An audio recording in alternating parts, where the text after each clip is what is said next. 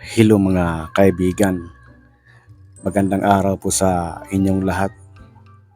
Ang kwento ko pong ito ay tunay kong karanasan noong year 2016 dahil ako po ay naging security ng 5 taon at ang huli kong pinagdutihan ay bahay ng isang congressman at ngayon ay gobernur na. Ikikwento ko po sa inyo ang aking tunay na karanasan, mga kapugsit.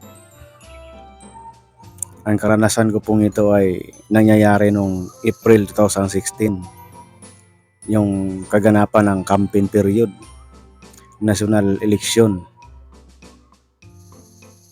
Nung politisyan na yon mga kaibigan ay may disqualification kasi yung tinakbuhan niya ay hindi siya residential doon, hindi siya nakatira doon.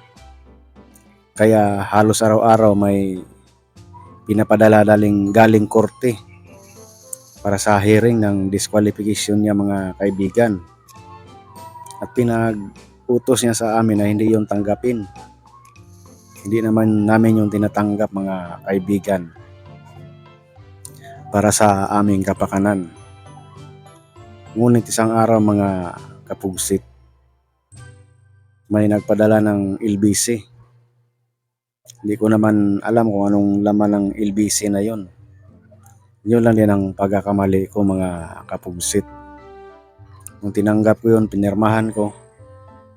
Pagdating nila ay ibinigay ko agad sa kanya mga kapugsit. At pagbigay ko sa kanya mga alas 10 ng umaga mga kaibigan.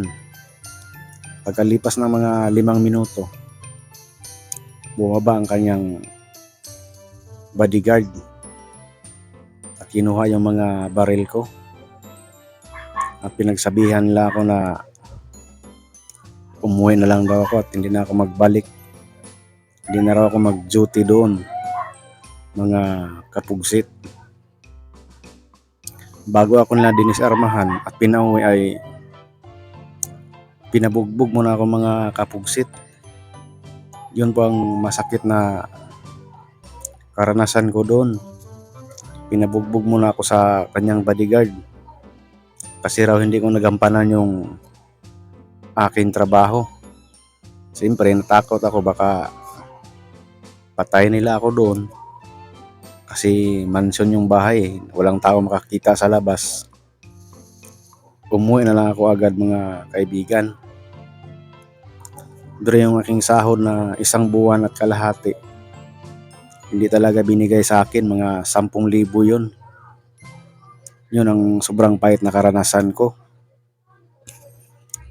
Pagdating ko doon sa aking boarding house, wala talaga akong bigas noong mga araw na yun.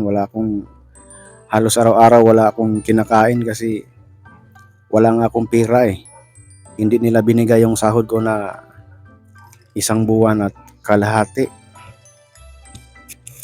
Kaya ang naisip ko noon, pinuwi ko na lang yung girlfriend ko at ngayon ay asawa ko na. Sabi ko umuwi ka na lang doon sa inyo kasi uuwi na lang din ako doon sa lugar namin. At saka nagpaalam ako doon sa may-ari ng boarding house. Sabi ko sa kanya, alis na lang ako dito kasi wala na nga akong kinakain, wala pa akong pambayad ng boarding house. Buti nga yung may-ari ng boarding house ay sinasama niya ako mag-extra kasi executive chef cook yun mga kapugsit. Yung araw na yon may naghanda ng birthday malapit lang doon sa isang convention. Sinama niya ako mag-slice ng sashimi, yung mga malalaking tuna. Tig 60 kilos yung isa. Binayaran kami ng 2,500. 1,500 sa kanya, hinati namin ng anak niya yung 1,000, tag 500 kami. At yun, nakasurvive ako. Nakabili ako ng bigas at saka ulam. Hindi talaga biro yung naranasan ko mga kapugsit. Kasi walang-wala akong pira sa oras na yun. Kasi dilid sila magbigay ng sahod eh. Tinitiis ko na lang doon kasi may libre namang pakain kung mag-duty ka. Yung mga utang ko na bigas doon sa mga tindahan, kasi yung kinakain ko doon sa boarding house, hindi ko talaga nabayaran ng mga oras na yon. Kasi 2 araw ako nag-duty doon at 2 araw din ako umuwi. Yun ang sit up namin doon sa kasamahan ko. Tigda 2 araw yung duty. Pero yung ilagay doon sa ano mo, payslip mo, 12 hours, wala nang bayad yung overtime na 4 na oras eh. Kasi maliliit lang yun na agency. Na pag may-ari din nila mga kapugsit. At saka yung may-ari ng boarding house ko. Nagtatrabaho yun sa isang company, sa hotel, executive cook. Kaya sinabi niya sa akin kung gusto ko raw mag-extra doon bilang isang dishwasher. Pumayag naman ako, mga kapugsit, bilang extra ng 3 buwan. At doon nakasurvive ako. Kasi 15.30 yung sahod doon, mga kapugsit. Malaki-laki din naman yung nakukuha ko. Pagkalipas ng 3 buwan, nakapasok na ako sa agency. Hanggang sa ngayon, dito pa rin ako nagtatrabaho. Pero hindi na sa kitchen. Isang cashier na po ako, mga kapugsit. Wala naman akong binabanggit na pangalan ng politisyan. Wala naman akong sama ng loob sa kanila. Pero sana binigay nila yung sahod ko kasi may 10,000 yun eh. Tapos pinaghirapan ko yun, mga kapugsit. Minsan yung mga kamag-anak niya pumupunta dun sa boarding house ko kasi alam nila kung saan ako nag-boarding house. Baka inaalam nila kung nagsusumbong ba ako, nagpupunta ba ako sa media, police station, pero hindi ko talaga ginawa yun kasi para sa kapakanan ko eh. Alam ko na malalaking tao sila, mga kapugsit. Baka magsumbong ako lang sa media o ano pa man.